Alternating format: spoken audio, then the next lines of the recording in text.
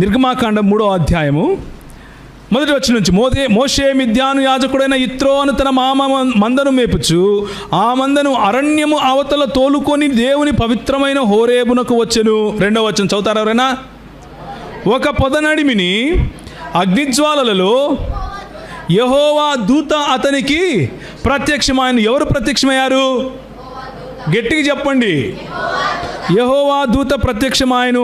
అతడు చూచినప్పుడు అగ్ని వలన ఆ పొద మండుచుండెను గాని పొద కాలిపోలేదు. అప్పుడు మోషే ఆ పొద ఎలా కాలిపోలేదో నేను ఆ తట్టుకు వెళ్ళి చూసేదని, గొప్ప వింత చూసేదను అనుకున్నాడు. దాన్ని చూడటానికి అతడు ఆ తట్టుకు రాగానే ఆ తట్టుకు వస్తున్నాడని ఎవరు చూశారు? యెహోవా చూచిన. ప్రత్యక్షమైంది ఎవరు? ప్రత్యక్షమైంది ఎవరండి? యెహోవా దూత. ఇప్పుడు ఆయన తట్టుకు వస్తున్నాడని చూసేది ఎవరు? యెహోవా. దేవుడు ఆ పొద నడిమి నుండి మోషే మోషే అని అతనిని పిలిచాను. ఎవరు పిలిచారు? ఎవరు పిలిచారు? ఆ పొద నడిమి నుండి ఎవరు పిలిచారు? దేవుడు అని రాసిందా లేదా? యెహోవా దూత అంటారేంటి? అక్కడ దేవుడు అని రాసిందా లేదా? దేవుడు పిలిచాడు. దేవుడు పిలిస్తే ఈయనకు వినపడిందా లేదా? మరేంది యేసు ప్రభువు ఏంది? ఎప్పుడు దేవుని స్వరం వినలేదు మీరు అంటాడు. మీకు అర్థమవుతుందా నేను అడిగే ప్రశ్న? లేదా?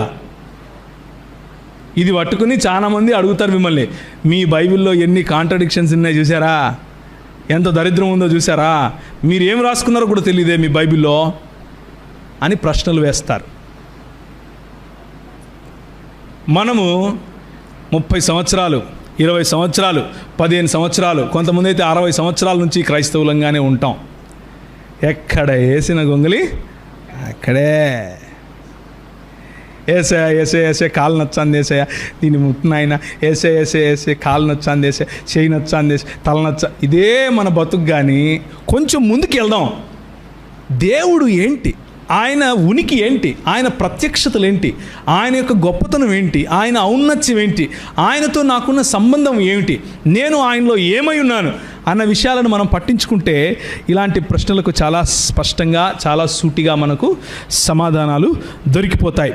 అప్పుడు దానిని చూచుటకు అతడు ఆ తట్టు వచ్చుట యెహోవా చూచెను. ఆ తరువాత నీ పాదముల నుండి నీ చెప్పులు విడువుము, నీవు నిలిచియున్న స్థలము పరిశుద్ధ స్థలము అన్న తర్వాత 14వ వచనం చూడండి. అందుకు దేవుడు అంటే ఇప్పుడు మోషే మాట్లాడుతూ అంటున్నాడు, నువ్వు నన్ను పంపిస్తున్నావు, బాగానే ఉంది. ఎవరు పంపిస్తున్నారు అంటే నేనేం చెప్పాలి, ఎవరి పేరు చెప్పాలి అని అంటే, అందుకు దేవుడు నేను ఉన్నవాడను అనువాడనై ఉన్నానని మోషేతో చెప్పెను. మరియు ఆయన ఉండునను వాడవు మీ యొద్దకు నన్ను పంపెనని నీవు ఇశ్రాయేలీయులతో చెప్పవలెను. మరియు దేవుడు మోషేతో ఇట్లనెను, మీ పితరుల దేవుడైన యెహోవా అనగా అబ్రహాము దేవుడు, ఇస్సాకు దేవుడు, యాకోబు దేవుడు అయిన యెహోవా మీ యొద్దకు నన్ను పంపెనని నీవు ఇశ్రాయేలీయులతో చెప్పు. ఎవరి దేవుడంట? అబ్రహాము దేవుడు, ఇస్సాకు దేవుడు, యాకోబు దేవుడు అని దేవుడు సొంతంగా తన పరిచయం ఇచ్చుకుంటున్నాడు. నేను ఈరోజు ఉదయం మన ప్రోగ్రామ్ అయిపోయిన తర్వాత వెనకాల ఒక బ్రదర్తో కలిస్తే, అన్న మీది బెల్లంపల్లి కదన్నా అన్నాడు. కాదు బాబు, నేను ప్రవీణ్ కుమారే, కానీ బెల్లంపల్లి ప్రవీణ్ కాదు. అర్థమవుతుంది కదా? నేను ప్రవీణ్ కుమారే కానీ బెల్లంపల్లి ప్రవీణ్ కుమారు కాదు. నేను ప్రవీణ్ కుమార్ పగడాల. అలాగే దేవుళ్ళు చాలామంది నువ్వు అనుకోవచ్చు నాయన, కానీ నేను అలాంటి దేవుణ్ణి కాదు. ఏ దేవుణ్ణి? అబ్రహాము దేవుణ్ణి, ఇస్సాకు దేవుణ్ణి, యాకోబు దేవుణ్ణి. దేవుడు తన పరిచయ పత్రికను చూపిస్తున్నాడు. దేవుడు తన ఆధార్ కార్డు చూపిస్తున్నాడు. ఇదిగో ఇది నేను. నువ్వు ఎవరిని పడితే వాడిని ప్రవీణ్ కుమార్ అనుకోబాకు. ప్రవీణ్ కుమార్లు చాలా మంది ఉంటారు నాయన, కానీ నేను వేరు వాళ్ళు వేరు అని చెప్పడం కోసం డిస్టింక్షన్ ప్రభు చూపిస్తున్నాడు. చాలామంది దేవుళ్ళు ప్రజల మనసుల్లో ఉండవచ్చు, కానీ నేను అద్వితీయుడైనటువంటి దేవుణ్ణి. ఏమని చెప్పమన్నాడు? ఇశ్రాయేలు వినుము, నీ దేవుడైన యెహోవా అద్వితీయుడు, ఆయనను పోలినవాడు ఇంకొకడు లేడు, ఆయనను పోలిన దేవుడు ఇంకొకడు లేడు. నువ్వు ఎంత కష్టపడినా నాలాంటి దేవుడిని నువ్వు సృష్టించుకోలేవు. నువ్వు ఆవుని చేసుకోవచ్చు, దూడని చేసుకోవచ్చు, చెట్లను చేసుకోవచ్చు, పాములు చేసుకోవచ్చు, పుట్టలు చేసుకోవచ్చు. నాలాంటి దేవుడిని మాత్రం నువ్వు సృష్టించలేవు. నాలాంటి దేవుణ్ణి మాత్రం నువ్వు ఊహించుకోలేవు. నీ ఊహకు అందని వాణ్ణి. I'm unique. అని చెప్పటం కోసం ఇప్పుడు ఇట్లా చెప్తే నీకు అర్థం కాదు, కానీ ఒక మాట చెప్తా చూడు అని చెప్పి, నేను మీ నాయన మీ అబ్బుండాడే అబ్రహాము దేవుణ్ణి, ఇస్సాకు దేవుణ్ణి, యాకోబు దేవుణ్ణి అని చెప్పి పరిచయం చేసుకున్నాడు. ఇప్పుడు మనం ఈ అబ్రహాముకు, ఇస్సాకుకు, యాకోబుకు అసలు ప్రత్యక్షతలు కనిపించాయా అని చూడాలి. అక్కడేమన్నాడు 5వ అధ్యాయం 2వ వచనంలో మీకా గ్రంథంలో ఏమన్నాడు? పురాతన కాలము నుండి శాశ్వత కాలం తన ప్రత్యక్షతలు చూపిస్తూ వస్తున్నాడు అని అంటే అబ్రహాముకు కూడా కనిపించి ఉండాలి కదా, ప్రత్యక్షత కలిగి ఉండాలి కదా, అవునా కాదా? ఇస్సాకుకు కలిగి ఉండాలి, యాకోబుకు కలిగి ఉండాలి. ఎందుకు? మోషేకు కలిగిన ప్రత్యక్షతలో ఏమని చెప్తున్నాడు? నేను అబ్రహాం దేవుణ్ణి, ఇస్సాకు దేవుణ్ణి, యాకోబు దేవుణ్ణి అంటున్నాడు. ఇప్పుడు అబ్రహాం దగ్గరికి వెళ్దాం. మళ్ళీ 12వ అధ్యాయం మనం ఆల్రెడీ చదివాం. 12వ అధ్యాయంలో అబ్రహాముకు కలిగిన ప్రత్యక్షతను మనం చూసాం. ఆయన మాటను విని ఆయన తన కుటుంబాన్ని తీసుకుని బయలుదేరి వెళ్ళిపోయాడు. అబ్రహాము భార్యల్లో 2వ భార్య అయినటువంటి హాగరుకు కలిగిన ప్రత్యక్షత చూడండి 16వ అధ్యాయంలో. యెహోవా దూత అరణ్యములో నీటి బుగ్గ యొద్ద అనగా ఎవరు కనిపించారు? 7వ వచనం చూడండి, 16వ అధ్యాయం 7వ వచనం. యెహోవా దూత అరణ్యములో నీటి బుగ్గ యొద్ద అనగా శూరు మార్గములో బుగ్గ యొద్ద ఆమెను కనుగొని 9:30 అయిపోయింది. ఇప్పుడు ఎట్లా? వెనకాల చేతులు చూపిస్తున్నాడు ఆయన. ముందుకు పోవాలని వద్దా? సరే, ఈ ప్రత్యక్షతలు మాత్రం చెప్పేసి వదిలేద్దాం ఈరోజుకి. రేపు బైబిల్ స్టడీలో మీరు వస్తే ఇంకా ఎక్కువగా చదువుకునే ప్రయత్నం చేద్దాం. సో హాగరుకు కలిగిన ప్రత్యక్షత ఏమిటి అంటే, యెహోవా దూత అరణ్య మార్గములో నీటి బుగ్గ యొద్ద అనగా శూరు మార్గములో బుగ్గ యొద్ద ఆమెను కనుగొని, శారాయి దాసివైన హాగరు ఎక్కడి నుండి వచ్చితివి, ఎక్కడికి వెళ్ళుచున్నావు అడిగినందున అది నా యజమానురైన అంటూ ఆమె మొత్తం స్టోరీ చెప్పింది. అప్పుడు యెహోవా దూత నీ యజమానురాలు యొద్దకు తిరిగి వెళ్ళి ఆమె చేతి క్రింద అణిగి మణిగి ఉండుము అని దానితో చెప్పెను. ఇప్పుడు ఆఖరి వచనం చదవండి అదే చాప్టర్లో. హాగరు దానిపైన చదవమ్మా ఒక్క నిమిషం.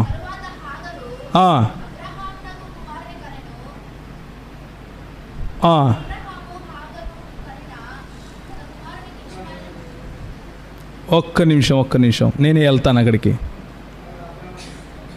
చూచుచున్న దేవుడవు నీవే అని తనతో మాట్లాడిన యెహోవాకు ఆమె పేరు పెట్టింది అన్నది కావాలి మనకు. ఆ నీటి బుగ్గకు ఓకే 13వ వచనం. అది చూచుచున్న దేవుడవు నీవే అను పేరు తనతో మాట్లాడిన యెహోవాకు. ఇప్పుడు నాకు చెప్పండి, మాట్లాడింది ఎవరు? ఎక్కడ మాట్లాడాడమ్మా యెహోవా? ఎవరు కనిపించారు అక్కడ? 1వ వచనం మనం ఏం చదివాము? యెహోవా దూత ఆమెకు అరణ్యములో నీటి బుగ్గ యొద్ద కనిపించి, యెహోవా దూత మాట్లాడింది. యెహోవా దూత ఆమెను ఆశీర్వదించి, యెహోవా దూత నేను నీ పిల్లలను ఆశీర్వదిస్తానని చెప్పి పంపిస్తే, ఇక్కడ ఆ యెహోవా దూతను ఏ విధంగా అర్థం చేసుకుంది ఈమె? యెహోవాగా అర్థం చేసుకుంది. ఏం చేసుకుంది? అది చూచుచున్న దేవుడవు నీవే అను పేరు తనతో మాట్లాడిన యెహోవాకు పెట్టెను. ఎవరు మాట్లాడారని అర్థం చేసుకుంది? యెహోవా. కానీ యెహోవా మాట్లాడటానికి వీల్లేదు కదా. మన ప్రభు ఏమని చెప్పాడు? మీరు ఆయన ఎప్పుడు చూడను లేదు, ఆయన స్వరము వినలేదు అంటుంటే, ఇక్కడేమో ఇవేమంటుంది? నాతో మాట్లాడాడు, ఆయనకు నేను పేరు కూడా పెట్టుకున్నాను అంటుంది. పెట్టుకుందా లేదా? చూచుచున్న దేవుడవు నీవే అను పేరు తనతో మాట్లాడిన యెహోవాకు ఎవరు పెట్టారు? హాగరు పెట్టుకుంది. సో అబ్రహాము జీవితంలో అబ్రహాము కుటుంబంలో ఉన్నటువంటి హాగరుకు కలిగిన ప్రత్యక్షత. ఇప్పుడు 22వ అధ్యాయానికి వెళ్ళండి. 22వ అధ్యాయంలో ఇవన్నీ జరిగిన తర్వాత దేవుడు అబ్రహామును పరిశోధించిన అని ఉంటుంది. అక్కడి నుంచి చదవండి, మొదలు పెట్టండి. ఆ సంగతులు జరిగిన తర్వాత దేవుడు అబ్రహామును పరిశోధించెను. అబ్రహామా అని పిలువగా ఎవరు పిలిచారు? పిలిచాడా లేదా? పిలిస్తే ఈయనకి వినబడిందా లేదా? వినబడితే రెస్పాన్స్ ఇచ్చాడా లేదా? చిత్తం ప్రభు అని. మరి యేసు ప్రభు ఏంటి ఎప్పుడు ఆయన స్వరం వినలేదంటాడు? మీకు అర్థమవుతుందా లేదా నేను అడిగేది? నేను ఎన్ని చూపిస్తానన్నా మీకు ఒక్క మాటతో కొట్టేస్తాడేంటి ఆయన? అసలు మీరు ఇనలేదు పోవా అంటాడేంటి? ఇంతమంది వింటుంటే హాగర్ వినింది, మోషే విన్నాడు, అబ్రహాం విన్నాడు, ఇదిగో అబ్రహాం మళ్ళీ వింటున్నాడు, మళ్ళీ తన కుమారునితో సహా వింటున్నాడు, ఇస్సాకుతో సహా. చూడండి, అప్పుడు ఆయన నీకు ఒక్కగానొక్కడైన నీ కుమారుని అనగా నీవు ప్రేమించి ఇస్సాకును తీసుకుని మోరియా దేశమునకు వెళ్ళి అక్కడ నేను నీతో చెప్పవు పర్వతములలో ఒక దాని మీద దహన బలిగా అతనిని ఏం చేయాలంట? అర్పించాలంట. యెహోవా దూత పరలోకములో నుండి 11వ వచనం చూడండి. యెహోవా దూత పరలోకములో నుండి అబ్రహామా అబ్రహామా అని అతనిని పిలుచును. అందుకంతడు చిత్తము ప్రభువా అనెను. ఎవరన్నారు చిత్తం ప్రభు అని? దేవుడు పిలిస్తే ఏమన్నాడు? చిత్తం ప్రభువా అన్నాడు. ఇప్పుడు ఎవరు పిలుస్తున్నారు? యెహోవా దూత పిలుస్తున్నాడు. యెహోవా దూత పిలిస్తే ఏమంటున్నాడు? చిత్తం ప్రభువా అంటున్నాడు. అప్పుడు ఆయన, ఆ చిన్నవాని మీద నీ చేయి వేయకుము, అతనిని ఏమీ చేయకుము, నీకు ఒక్కగానొక్కడయ్యున్న నీ కుమారుని నాకు ఇదేంటి? దేవునికి అనాలి కదా. నీకొక్కగానొక్కడయ్యున్న నీ కుమారుని దేవునికి అనాలి కదా. ఇక్కడ ఏమంటున్నాడు? నీకొక్కగానొక్కడయ్యున్న నీ కుమారుణ్ణి నాకియ వెనుదీయలేదు కనుక నీవు దేవునికి నాకీయడానికి వెనుదీయకపోతే దేవునికి భయపడ్డం ఏంటి? నాకు ఇవ్వడానికి నువ్వు వెనుక తీయకపోతే నాకు భయపడుతున్నావు అనాలి, కానీ నాకు ఇవ్వడానికి నువ్వు వెనుదీయలేదు కాబట్టి దేవునికి భయపడుతున్నావు అంటాడేంటి ఈ దూత? మీకు అర్థమవుతుందా నేను మాట్లాడే మాటలు? మీకు అర్థమవుతుంటే నాకు అర్థమైనట్లే, అందుకే అడుగుతున్నా. యెహోవా దూత పరలోకములో నుండి మళ్ళీ అనేది. యెహోవా దూత రెండవ మారు పరలోకములో నుండి అబ్రహామును పిలిచి ఇట్లా, నేను నీ ఒక్కడై ఉన్నా నీ కుమారుణ్ణి నాకియ వెనుదీయలేదు గనుక ఈ కార్యము చేసినందున నేను నిన్ను ఆశీర్వదించాల్సింది ఎవరు? 12వ అధ్యాయంలో నేను నిన్ను ఆశీర్వదిస్తాను అని చెప్పింది ఎవరు చెప్పారండి? దేవుడు. ఇక్కడ ఎవరు ఆశీర్వదిస్తున్నారు? యెహోవా దూత రెండవ మారు పరలోకములో నుండి నేను నిన్ను ఆశీర్వదించి ఆకాశ నక్షత్రముల వలె సముద్ర తీరమందరి ఇసుక వలె నీ సంతానమును నిశ్చయముగా విస్తరింపజేసేదను అంటూ యెహోవా దేవుడు ఇచ్చినటువంటి ఆశీర్వాదాన్ని నేనే ఇచ్చేది నీకు అంటూ యెహోవా దూత మాట్లాడుతూ ఉన్నట్లుగా ఇక్కడ స్పష్టంగా దేవుని వాక్యము. ఇప్పుడు అబ్రహాము ప్రత్యక్షత అయిపోయింది. ఇక్కడ ఇస్సాకు కూడా ఉన్నాడు కదా. ఇస్సాకు అబ్రహాము కలిసి వెళ్ళారు కదా. సో ఇక్కడ చూడండి, అబ్రహాము ఆ చోటికి యెహోవా ఈరే అని పేరు పెట్టెను. అందుచేత యెహోవా పర్వతం మీద చూచుకొనును అని నేటి వరకు చెప్పబడును. యెహోవా ఈరే మాట్లాడిందేమో యెహోవా దూత, ఇమ్మన్నదేమో యెహోవా దేవుడు. ఏం చేయాలో తెలియక యెహోవా ఈరే అని పేరు పెట్టేశాడు ఈయన అనుకుంటారా? అంతే అంటారా? ఆయనకు అర్థం కాలేదంటారా? ఆయనతో మాట్లాడింది, ఆయనను ఇమ్మంది, ఆయనను ఆపింది యెహోవాయే అని గుర్తించాడు కాబట్టే యెహోవాయే చూచుకొనును అని యెహోవా ఈరే అనే పేరు పెట్టాడు. ఇప్పుడు యాకోబు ప్రత్యక్షత చూడండి, 32వ అధ్యాయం. యాకోబు మిక్కిలి భయపడి తొందరపడి ఏశావు ఒక గుంపు మీదికి వచ్చి దానిని హతము చేసిన ఎడల మిగిలిన గుంపు తప్పించుకొని పోవును అనుకొని తనతో ఉన్న జనులను, మందలను, పశువులను, ఒంటెలను 2 గుంపులుగా విభాగించి అప్పుడు యాకోబు, నా తండ్రి అయిన అబ్రహాము దేవా. ఇప్పుడు మళ్ళీ యాకోబు ఇదే ఐడెంటిటీ కార్డ్, ఆధార్ కార్డు వాడుతున్నాడు. ఏమని? నా తండ్రి అయిన అబ్రహాము దేవా, నా తండ్రి అయిన ఇస్సాకు దేవా, నీ దేశమునకు నీ బంధువుల యొద్దకు తిరిగి వెళ్ళుము, నీకు మేలు చేసేదను అని నాతో చెప్పిన యెహోవా అంటూ ప్రార్థన చేస్తున్నాడు. అంటే యాకోబుకు యెహోవా ఎవరో తెలుసు, అవునా కదా? యాకోబుకు యెహోవా ఎవరో తెలుసు. యాకోబుకు అబ్రహాము దేవుడు ఎవరో తెలుసు. యాకోబుకు ఇస్సాకు దేవుడు ఎవరో తెలుసు. ఆ దేవుడు ఇంకెవరో కాదు, యెహోవా అని పేరు పెట్టి మరీ పిలిచి మరీ ప్రార్థన చేస్తున్నాడు. నీవు నీ సేవకునికి చేసిన సమస్తమైన ఉపకారములకు, సమస్తమైన సత్యమునకు అపాత్రుడును. ఎట్లనగా నా చేతికర్రతో మాత్రమే ఈ యోర్దాను నదిని దాటి తిని ఇప్పుడు నేను 2 గుంపులనయ్యాను, పిల్లలతో తల్లితో నన్ను చంపేస్తాడేమో అని భయపడుతూ ఉన్నప్పుడు 24వ వచనానికి వెళ్ళండి. యాకోబు ఒక్కడు మిగిలిపోయాడు. ఈ అనుభవము భయంకరమైన అనుభవం, ఒంటరితనంలో మిగిలిపోయిన అనుభవం. ఒక నరుడు తెల్లవారు వరకు అతనితో పెనుగులాడెను. తాను అతనిని గెలవకుండా చూచి తొడగూటి మీద అతనిని కొట్టెను. అప్పుడు అతడు ఆయనతో పెనుగులాడుట వలన యాకోబు తొడగూడు వసిలెను. ఆయన తెల్లవారుచున్నది గనుక నన్ను పొమ్మనగా అతడు, నీవు నన్ను ఆశీర్వదించితే గాని నిన్ను పోనీయనెను. ఆయన, నీ పేరేమని అడుగగా అతడు యాకోబు అని చెప్పెను. అప్పుడు ఆయన, నీవు దేవునితోనూ మనుష్యులతోనూ పోరాడి గెలిచితివి గనుక ఇక మీదట నీ పేరు. ఆయనతో పోరాడింది ఎవరు? ఎవరు పోరాడారు ఇక్కడ? ఒక నరుడు. ఉందా లేదా? యాకోబు ఒక్కడు మిగిలిపోయెను. ఒక నరుడు తెల్లవారు వరకు అతనితో పెనుగులాడెను. కానీ ఆ నరుడు ఆశీర్వదిస్తూ ఏమంటున్నాడు? నీవు దేవునితోనూ మనుష్యులతోనూ పోరాడి గెలిచావు అని తన్ను తాను ఎవరికి సమానంగా చెప్పుకుంటున్నాడు? దేవునికి సమానంగా చెప్పుకుంటున్నాడు.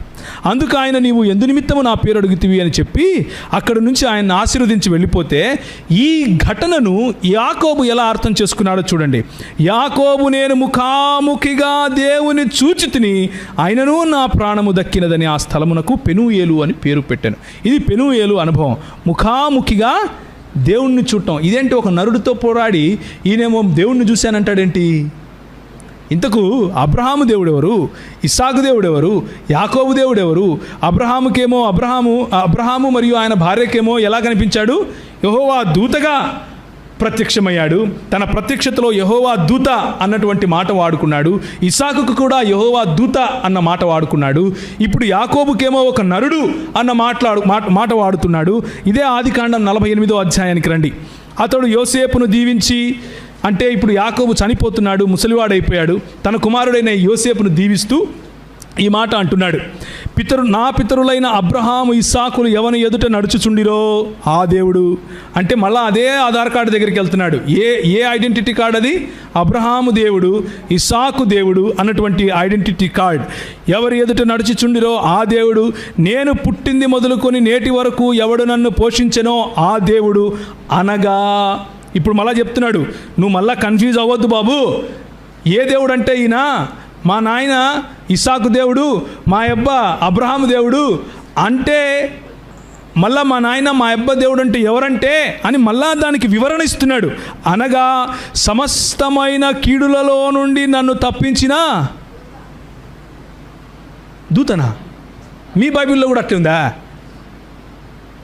ఇదేంది? సమస్తమైన కీడులలో నుండి నన్ను తప్పించిన దూత ఈ పిల్లలను ఆశీర్వదించునుగాక. హల్లెలూయా, దేవునికి స్తోత్రం కలుగునుగాక. యేసు ప్రభు వారు, మీరు ఏ కాలమందైనను ఎన్నడైనను ఆయన స్వరము వినలేదు, ఆయనను చూడలేదు అన్నది తండ్రి గురించి. తండ్రిని మీరు చూడలేదు, తండ్రి స్వరము మీరు వినలేదు. కానీ ఆ ప్రత్యక్షత చూపిస్తూ వచ్చింది ఎవరో తెలుసా? ఆనాడు యెషయా, నేను సింహాసనాసీనుడై ఉండగా నన్ను చూసి ప్రభువును నేను చూశాను, యెహోవాను నేను చూశాను, నేను అపవిత్రమైన పెదవులు కలవాణ్ణి అని అన్నాడు. నన్ను చూసి అన్నాడు. దేవునికి స్తోత్రం, హల్లెలూయా. ఆ రోజు నీవు నీ కుటుంబాన్ని, నీ దేశాన్ని విడిచిపెట్టి వెళ్ళు అని చెప్పింది ఎవరు? నేను. ఆ రోజు ఇస్సాకును నువ్వు బలివద్దు, నేను నిన్ను ఆశీర్వదిస్తాను అని చెప్పింది ఎవరు? నేను. ఆ రోజు నీ తండ్రి అయినటువంటి యాకోబు నుండి ఇశ్రాయేలుగా పేరు పెట్టి పిలిచింది ఎవరు? నేను. అనగా సమస్త కీడులలో నుండి నన్ను రక్షించిన దూత ఈ పిల్లలను ఆశీర్వదించునుగాక అని దేవుని వాక్యము యేసు ప్రభువును క్రీస్తుగా, ఆ క్రీస్తు పురాతన కాలము నుండి శాశ్వత కాలము ఉన్నవాడుగా, పురాతన కాలము నుండి శాశ్వత కాలము తన ప్రత్యక్షతలు చూపిస్తూ వస్తున్నటువంటి వాడిగా దేవుని వాక్యం మనకు తెలియజేస్తూ ఉంది. యెషయా గ్రంథం 48వ అధ్యాయం చదువుకొని ముగించుకుందాం. యాకోబు, నేను పిలిచిన ఇశ్రాయేలు. ఎవరు యాకోబును పిలిచారంట? దేవుడు, యెహోవా దేవుడు. నేను పిలిచిన ఇశ్రాయేలు, నాకు చెవియొగ్గి వినుము. 12వ వచనం నుంచి చదువుతున్నాను. నేనే ఆయనను, నేను మొదటివాడను కడపటివాడను, నా హస్తము భూమికి పునాది వేసెను. ఎవరి హస్తం భూమికి పునాది వేసింది? దేవుని హస్తమే కదా. వేరే ఎవరైనా భూమికి పునాది వేయగలుగుతారా? క్రైస్తవ దృక్పథంలో ఎవరూ వేయలేరు, యెహోవా దేవుడు మాత్రమే. నా కుడి చెయ్యి ఆకాశ వైశాల్యములను వ్యాపింపజేసెను, నేను వాటిని పిలువగా ఒకటి తప్పకుండా అవన్నీ నిలుచును అంటూ చెబుతూ వచ్చి 15వ వచనం, నేనే ఆజ్ఞ ఇచ్చువాడను, నేనే అతనిని పిలిచి తిని, నేనే అతనిని రప్పించి తిని, అతని మార్గము తేజరిల్లును. నా యొద్దకు రండి, ఈ మాటలు ఆలకించండి. ఆది నుండి నేను రహస్యముగా మాట్లాడిన వాడను కాదు. అది అంటే ఆ ఆది అన్నది, ఆ సమయము అన్నది, పుట్టిన కాలము మొదలుకొని నేను అక్కడ ఉన్నవాడను. ఇప్పుడు ప్రభువగు యెహోవాయు ఆయన ఆత్మయు నన్ను మాట్లాడేది ఎవరు మాట్లాడుతున్నారు? నేనే ఈ భూమికి పునాది వేశాను అని ఎవరు మాట్లాడుతున్నారు? యెహోవా దేవుడు మాట్లాడుతున్నాడు. నేనే యాకోబును పేరు పెట్టి పిలిచాను అని ఎవరు మాట్లాడుతున్నారు? యెహోవా దేవుడు మాట్లాడుతున్నాడు. నా హస్తము భూమికి పునాది వేసింది అంటున్నాడు. ఆకాశ వైశాల్యములను నేనే వ్యాపింపజేశాను అంటున్నాడు. ఈ యెహోవా దేవుడినంట ఏందంట, ఇప్పుడు ప్రభువగు యెహోవాయు ఆయన ఆత్మయు నన్ను పంపెను అని ఈ యెహోవా దేవుడే మాట్లాడుతున్నాడు. మళ్ళీ ఈ యెహోవా దేవుడు ఏమని చెప్తున్నాడు అంటే, ప్రభువగు యెహోవాయు ఆయన ఆత్మయు నన్ను పంపెను అని చెప్తున్నాడు. ఈ యెహోవా ఇంకెవరో కాదు, మన ప్రభు అయినటువంటి యేసుక్రీస్తు. దేవునికి స్తోత్రం కలుగును గాక. యెహోవా అన్న మాట తండ్రికి ఎంతగా వాడబడిందో కుమారునికి కూడా అంతేగా ఆపాదించబడింది. తండ్రికి ఎంతగా ఆపాదించబడిందో పరిశుద్ధాత్మనికి కూడా అంతేగా ఆపాదించబడింది. దీనినే థియోఫెనీ నుండి క్రిస్టోఫెనీగా మనము మాట్లాడుకుంటున్నాం ఇప్పుడు. అంటే దేవుని యొక్క ప్రత్యక్షతల నుండి క్రీస్తు యొక్క ప్రత్యక్షతల వైపుకు మనం వస్తున్నాం. నూతన నిబంధన గ్రంథానికి వస్తే మత్తయి సువార్త, మార్కు సువార్త, లూకా సువార్త, యోహాను సువార్తలలో ఆదియందు వాక్యముండెను, వాక్యము దేవుని యొద్ద ఉండెను, వాక్యము దేవుడై ఉండెను. 12వ వచనం, ఆ వాక్యము కృపాసత్య సంపూర్ణుడిగా, ఆ వాక్యము శరీరధారి అయి కృపాసత్య సంపూర్ణుడిగా మన మధ్య నివసించిన. ఇది మన క్రీస్తు. ఎందుకు ఆయన మాత్రమే రక్షకుడు అంటే, ఆయన మాత్రమే అబ్రహాము, ఇస్సాకు, యాకోబుల దేవుడు కాబట్టి. ఆయన మాత్రమే అబ్రహాము, ఇస్సాకు, యాకోబుల దేవుడు కాబట్టి తండ్రిని గణపరచినట్లుగా ప్రతి ఒక్కరూ అంటే అందరూ కుమారుని ఘనపరచవలనని తీర్పు తీర్చుటకు సర్వాధికారము కుమారునికి అప్పగించి ఉన్నాడు. తండ్రిని ఎలా ఘనపరచాలి అని యేసుప్రభువుని అడిగితే ఆయన అంటాడు, with all of your heart, with all of your mind, with all of your soul and with all of your strength అంటాడు. అవునా కదా? నీ సర్వస్వంతో ఆయనను ఆరాధించాలి, ప్రేమించాలి, సేవించాలి, ఘనపరచాలి. అలాగే నన్ను కూడా ఘనపరచాలి అని యేసు ప్రభువే స్వయంగా చెప్తున్నాడు. 5వ అధ్యాయం 23వ వచనం, రోమీయులకు రాసిన పత్రిక 9వ అధ్యాయం 5వ వచనం, పితరులు వీరివారు, శరీరమును బట్టి క్రీస్తు వీరిలో పుట్టాడు. ఎప్పుడు? బెత్లెహేము, ఎఫ్రాతా, యూదా గోత్రములలో నీవు అల్పమైన దాని అనుకుంటున్నావేమో, ఇశ్రాయేలును ఏలబోవాడు నీలో నుండే వస్తాడు అన్న మాట రోమీయులకు రాసిన పత్రిక 9వ అధ్యాయం 5వ వచనంలో నెరవేరుతూ, శరీరమును బట్టి క్రీస్తు వీరిలో పుట్టెను, ఈయన సర్వాధికారి అయిన దేవుడై ఉండి నిరంతరము స్తోత్రార్హుడై ఉన్నాడు. దేవునికి స్తోత్రం కలుగునుగాక. మన యేసు ప్రభువుకు స్తోత్రం కలుగునుగాక. ఈయన నిరంతరము స్తోత్రార్హుడై ఉన్నాడు అని చెప్తూ ఉంటే నువ్వు తొడలు కొడతాను, మీసాలు తిప్పుతాను, ఈయన చిన్న దేవుడు అంటావేంది? ఈయన చిన్న దేవుడు, పక్కింటి దేవుడు కాదు, ఈయనే నిజమైన దేవుడు. తీతుకు రాసిన పత్రిక 2వ అధ్యాయం 11 నుంచి 13 వరకు, ఏలయనగా సమస్త మనుషులకు రక్షణకరమైన దేవుని కృప ప్రత్యేకమై మనము భక్తిహీనతను, ఇహలోక సంబంధమైన దురాశలను విసర్జించి శుభప్రదమైన నిరీక్షణ నిమిత్తము, అనగా ఏంటా శుభప్రదమైన నిరీక్షణ అంటే, మహాదేవుడును మన రక్షకుడును అయిన యేసుక్రీస్తు మహిమ అంట. శుభప్రదమైన ఆ నిరీక్షణ ఏమిటి అంటే, మహాదేవుడును మన రక్షకుడును అయిన యేసుక్రీస్తు మహిమ యొక్క ప్రత్యక్షత కొరకు ఎదురు చూచుచు ఇంకా ఆయన ప్రత్యక్షతలు ఇస్తూనే ఉన్నాడు. మీ జీవితంలో ఇవ్వలేదా? నా జీవితంలో ఇవ్వలేదా? ఒక్క మాటతో నా జీవితం మార్చాడు. నీవు లోకమునకు వెలుగై ఉన్నావు అని ఒక్క మాట పలికాడు, నా జీవితం ఉల్టా పుల్టా అయిపోయింది. ఈరోజు యేసు ప్రభు దాసుడిగా నేను బతుకుతున్నాను. నిన్ను అలా మార్చలేదా? నీ జీవితంలో అలా ప్రత్యక్షత రాలేదా? ఆయన ప్రత్యక్షతలు పురాతన కాలము నుండి శాశ్వత కాలము ఆయన చూపిస్తూనే వస్తున్నాడు. నువ్వేమో ఆయన ప్రత్యక్షతలు పక్కన పెట్టి ఆయన ఇచ్చే చాక్లెట్ల కోసం వెతుకుతున్నావు. ఆయన నాకు చాక్లెట్ ఇస్తే చాలు, ఆయన నా తలనొప్పి తీస్తే చాలు, ఆయన నాకు పెళ్లి చేస్తే చాలు, నేను డిగ్రీ పాస్ అయితే చాలు, నాకు కొడుకు పుట్టలేదు, ఎప్పుడూ ఆడపిల్లలే పుడుతున్నారు, యేసు ప్రభువా యేసు ప్రభు. ఆయన ఇచ్చేది ఒక ఎత్తు, ఆయనే బహుమానంగా మన జీవితంలోకి రావటం ఇంకో ఎత్తు. దేవునికి స్తోత్రం కలుగును గాక. మళ్ళీ అందరం లేచి నిలబడి ఒకసారి ఈ వాక్యాన్ని చదువుకొని ముగించుకుందాం. మళ్ళీ ప్రకటన గ్రంథం 5వ అధ్యాయం ఇప్పుడు చదవండి. With all of your heart, నీ హృదయంలో ఉన్న భక్తి, నీ హృదయంలో ఉన్న ఆరాధన ఈ దేవునికి, ఎవరు? పురాతన కాలము నుండి శాశ్వత కాలము ప్రత్యక్షతలు చూపిస్తున్నటువంటి ఈ క్రీస్తు, సోలా క్రిస్తోస్, యేసు క్రీస్తు మాత్రమే మనకు ప్రభువు అని చెప్పటానికి ఈ మాట చదవండి.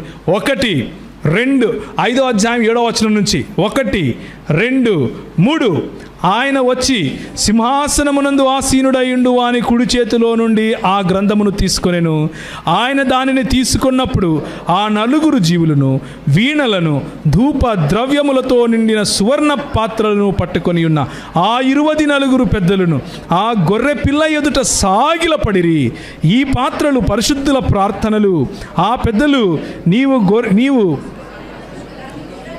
యోగ్యుడవు, నీవు వధింపబడిన వాడవై నీ రక్తమిచ్చి ప్రతి వంశములోను ఆయా భాషలు మాట్లాడి వారిలోను ప్రతి ప్రజలలోను ప్రతి జనములోను దేవుని కొరకు మనుషులను కొని మా దేవునికి వారిని ఒక రాజ్యముగాను యాజకులుగాను చేసితివి గనుక వారు భూలోకమునందు ఏలుదురని క్రొత్త పాట పాడుదురు. మరియు నేను చూడగా సింహాసనమును జీవులను పెద్దలను ఆవరించి ఉన్న అనేక దూతల స్వరములు విలువడెను. వారి లెక్క కోట్ల కొలదిగా ఉండెను. వధింపబడిన గొర్రెపిల్ల శక్తియు ఐశ్వర్యమును జ్ఞానమును బలమును ఘనతయు మహిమయు స్తోత్రమును పొందనరుడని గొప్ప స్వరముతో చెప్పిరి. హల్లెలూయా, దేవునికి స్తోత్రం. ఎవరికి మహిమ ఘనత ప్రభావము చెల్లును అంటున్నారు? వధింపబడిన గొర్రెపిల్ల. నువ్వు ఇక్కడ నుంచి దేవుడిచ్చే ఆ దేవుని రాజ్యములోకి ప్రవేశించిన తర్వాత ఏం చేస్తావో తెలుసా? ఈ వధింపబడిన గొర్రెపిల్లనే ఆయన శక్తిని, ఐశ్వర్యాన్ని, జ్ఞానమును, బలమును, ఘనతను, మహిమను, స్తోత్రమును పొందనర్హుడని ఆరాధిస్తూ ఉంటావు. ఇదే నీ నిత్య జీవం అంటే. ఇదే నీ నిత్య జీవం అంటే. ఆ నిత్య జీవాన్ని కావాలి అనుకుంటే ఇక్కడ కూడా పొందగలవు. రైట్ నౌ ఇక్కడ కూడా ఆయన సన్నిధిని, ఆయన నిత్య జీవాన్ని పొందగలవు.